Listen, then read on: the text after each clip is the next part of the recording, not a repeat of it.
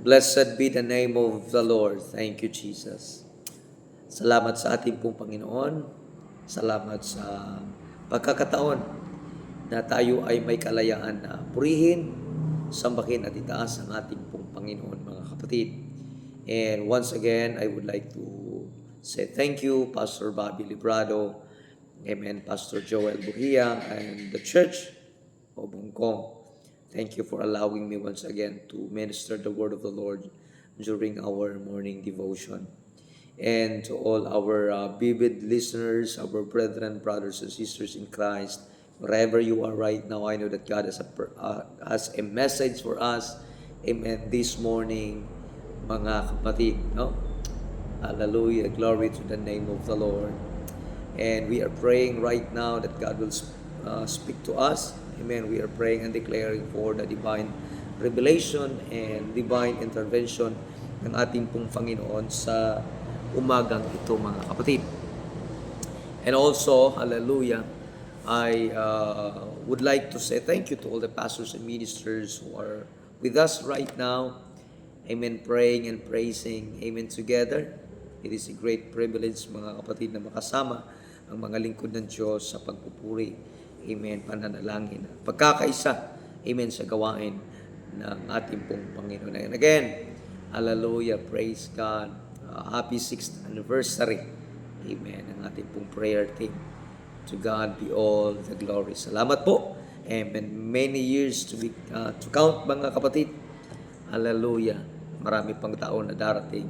Amen. Kung ito'y pahihintulutan ng ating pong Panginoon, hindi pa siya babalik, mga kapatid, no? Hallelujah. And I know that all of us are ready and excited to hear and listen the word of the Lord today.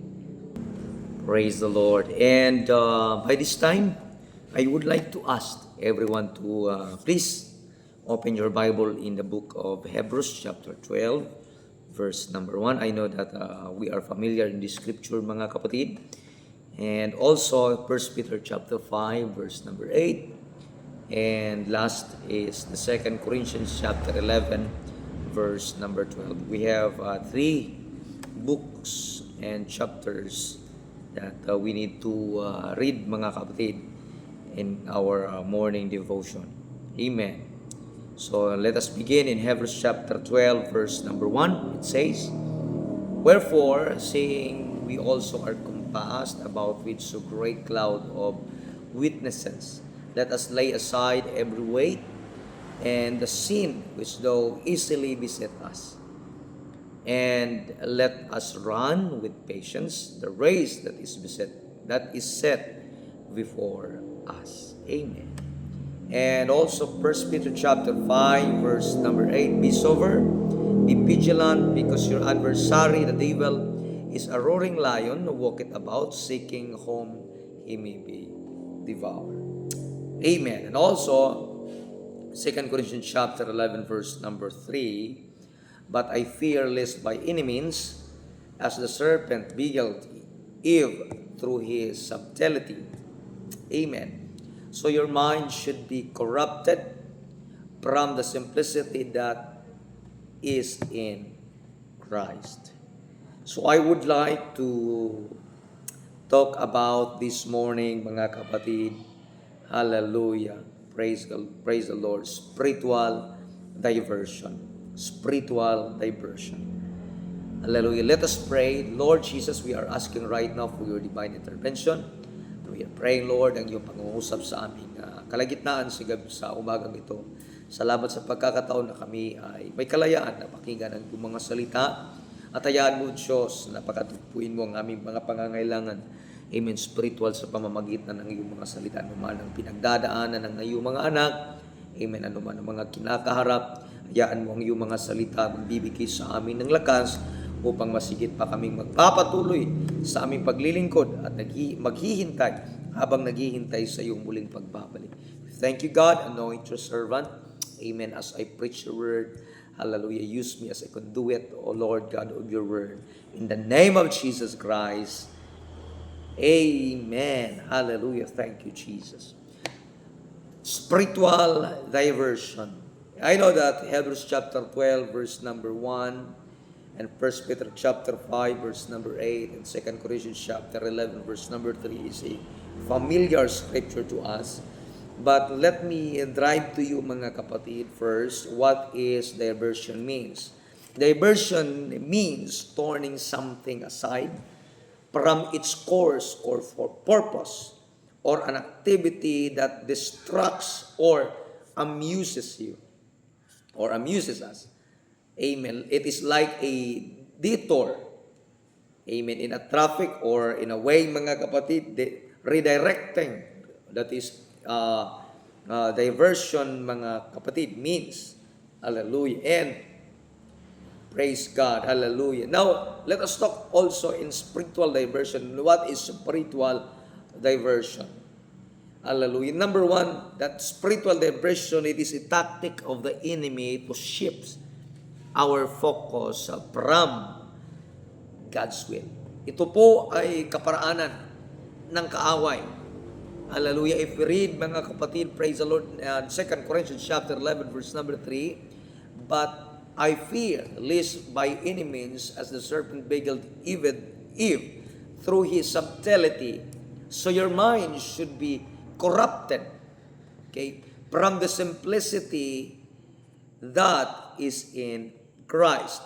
So kung natatandaan natin mga kapatid, praise God, the book of Genesis chapter 3, it was the life, amen, praise God, what happened in the life of Eve, amen, what happened when she encountered this serpent mga kapatid. And also, hallelujah, let us go deeper that spiritual diversion, it is a tactic of the enemy to shift our focus away from God's will. Ito po ay paraan ng kaaway upang sa ganun ay makuha yung ating atensyon, ang ating focus mga kapatid, upang tayo ay mailayo, hallelujah, sa original o sa kalooban ng ating pong Panginoon na kung saan tayo ay gagawa na mga bagay na hindi na naaayon sa kalooban ng ating Panginoon. That's the purpose, and that is the devil, our adversary, wants for us to happen, mga kapatid, no? Hallelujah. It is a subtle redirection of our attention, priorities, desire, and walk. Hallelujah. Let us be vigilant. Dahil meron po mga kapatid itong advice. Hallelujah. Be sober and be vigilant. Because your adversary, the devil, as a roaring lion, seeking whom he may devour. Amen. Gusto niya po mga kapatid na tayo ay maalis, makuha mula sa kalooban ng ating pong Panginoon. So, he do, amen, his best for us to shift our focus away from God's will. Amen. And it is a subtle redirection of our attention, priorities, desire, and walk. Na kung hindi tayo magiging vigilant, hindi tayo mga kapatid magiging alerto, hindi darating sa punto na tayo magiging kumpiyansa. We are living at ease, mga kapatid. Hallelujah, hindi natin namamalayan that our adversaries, amen, shift our focus, mga kapatid. Hallelujah, attentions, priorities, our desire, we have, amen, priorities in lives. And it should be the number one priority is our Lord Jesus Christ. And let me tell you, mga kapatid, if we put God, amen, in a second priority, in order, praise God, it's second order of your priority, or it's either you are His in third priority. You are misuse your priorities, or it's either you are putting in a wrong priorities, mga kapatid. It should be the number one priority of our life, most especially for us as a Christian. Let me tell you, it's nothing wrong that we are spending time with our job. Nothing wrong with spending time with our studies. Nothing wrong of spending time with our professions. Spending time with our family, that is great and that is a good thing. But let me go deeper that, amen, it should be the Lord, Jesus is our first priority in life. Amen. Hallelujah. Glory to the name of the Lord. And also, we have desires. We have spiritual desires. Yes, amen. Literally, we have a desire, amen, to increase our territory, to enlarge our borders, amen, to have a profession, to have a degree, amen. Maybe some of us, some of you or some of us are, we want to become more stable in a future time. What situation that we are in right now, we want to increase or to more become stable, amen, in the future. Hallelujah. And that is one of our desire. But let me tell you, hindi lang po dyan natatapos, mga kapatid. We have also spiritual desires. Amen. The spiritual desires, mga kapatid, hallelujah, to have more faith in the Lord. Hallelujah, na tayo po ay makakapagpapatuloy sa ating paglilingkod hanggang sa kanyang muling pagbabalik. Na tayo po ay makita, amen, na gumagawa na ayon sa kalooban ng ating pong Panginoon. Praise the Lord. Hallelujah, have many desires, mga kapatid. And also our walk as a Christian. Hallelujah. The devil, our adversary, wants to shift our focus away from God's will. Amen. Hallelujah. Most especially in our walk, mga kapatid. Hallelujah, as a Christian. He wants to hinder that. Amen. Hallelujah. That kind of walk, mga kapatid, because he knows. Amen. He knows. Praise God. Hallelujah. Time will come, we will be rewarded and crowned. Hallelujah. When we face our Creator, when we are being judged, amen. Praise the Lord, hallelujah, we are being rewarded. Hallelujah, there is eternal life in heaven. We spend time, hallelujah, we spend our eternal life in heaven together with our Creator, mga kapatid. Hallelujah. And if we look at biblical example, this is the perfect example, hallelujah, for this, a lesson, mga kapatid. It's all about the life of Eve. Praise God. In the 2 Corinthians chapter 11, verse number 3, the serpent beguiled Eve through his subtlety. So diversion began not with sin, but with destruction. Right? Diversion, hindi ito nagsisimula, mga kapatid, sa patungkol sa kasalanan, but it begins with destruction. We are being distracted. Tayo madidistract, mga kapatid. Mawawala focus natin. And that's the reason why people, Christian, committed sin before the Lord, because they are being distracted. Their focus are, shift. Hallelujah, mga kapatid, no? Blessed be the name of the Lord. And there are sources of spiritual diversions. Spiritual diversion. It is the world's attractions. Let us be careful, mga kapatid. Lalo na sa ating pong panahon ngayon. Amen. Hallelujah. It is a warm and solemn warning for us. Amen. Most especially for the young people. Amen. Hallelujah. Not just for them, but all of us, mga kapatid, as a believers, as a Christian, while we are waiting for the coming of our Lord Jesus Christ, there are a lot of world's attractions. Amen. That distracts. Hallelujah. Hallelujah, it is a good advice, Pastor Joel, Pastor Bobby, that let us be sober and be vigilant. Hallelujah. Dapat tayo, mga kapatid, magiging alerto, magiging mapagmatsyag tayo. What is going on, what is happening around us, mga kapatid. Because there are a lot of world attractions right now that shifts, hallelujah, praise the Lord, our attention away from God's will. Praise the Lord. Blessed be the name of Jesus.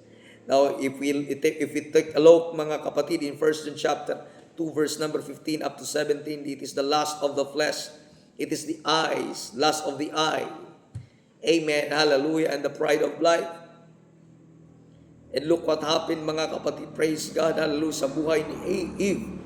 Praise God. That's because of the lust of the eye, lust of the flesh, and the pride of life. Praise God. Hallelujah. That is a world. That is a example, a perfect example for world attraction. And right now, mga kapatid, praise God. Every year, there is innovations happening. Oh, patungkol sa social media, sa technology. Praise God, merong pag-improve, mga kapatid. Pagdadagdag ng magandang teknolohiya, that's a good thing, mga kapatid, happening. Pero kung hindi na natin namamalayan, hindi natin nababantayan, hindi natin namamalayan, amen, praise God, unti-unti, marami pong mga kabataan, marami pong mga young people, marami pong mga kapatiran sa loob ng iglesia, na kung saan, hallelujah, they are being entertained. Kung sa Bisaya pa, nalingaw na pag-ayaw. Praise God, and they don't have time. And sometimes, praise the Lord, because of this kind of innovations, amen, praise God, because of these technologies that we have, mga kapatid, praise the Lord, sometimes our prayer, marami po, mga kapatid, no? Hallelujah. The prayer lives being affected, mga kapatid.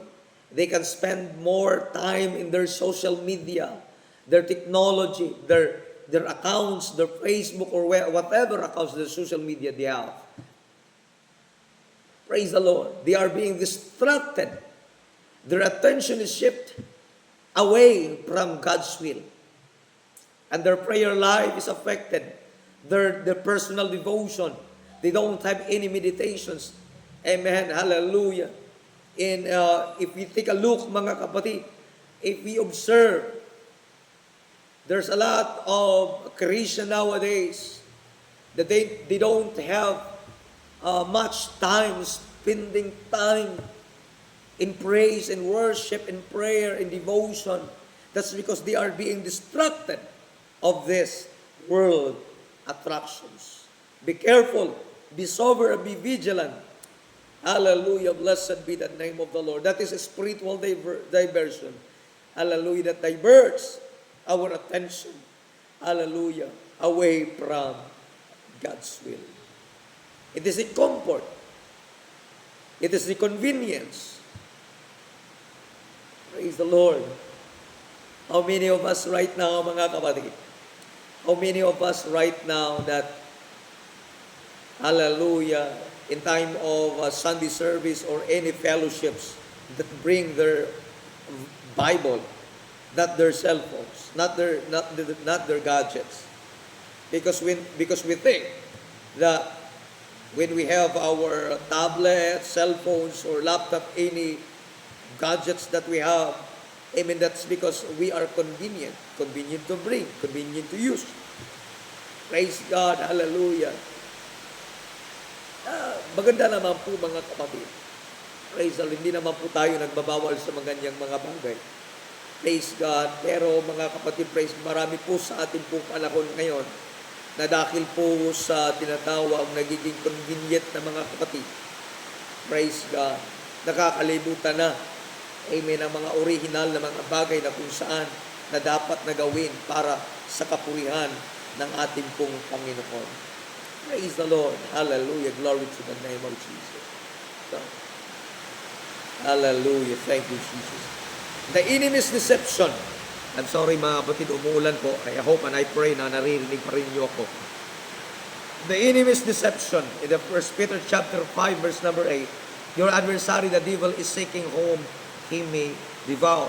The version often appears good, harmless, or important. Akala natin, mga kapatid, nasa magandang track tayo. Akala natin nasa maganda tayong kinakatayuan, but hallelujah, ito pula ay kaparaanan.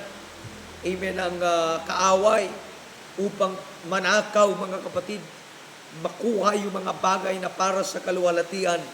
Amen, ang ating pong Panginoon. And number 3 is the weakness of our flesh. In Romans chapter 7, verse number 19 up to 23, struggle between the flesh and the spirit. And also, mga kapatid, in Galatians chapter 5, verse number 16 and verse number 17. Amen, na merong gustong gawin ng Espiritu pero ayaw naman ito ng laman. Merong gusto ng laman, ayaw, pero ayaw naman ito ng Espiritu. Hallelujah. Since in the very beginning, they are contrary each one another, mga kapatid. Praise God. There's a battle inside us. Hallelujah. And the weaknesses or the weakness of our flesh.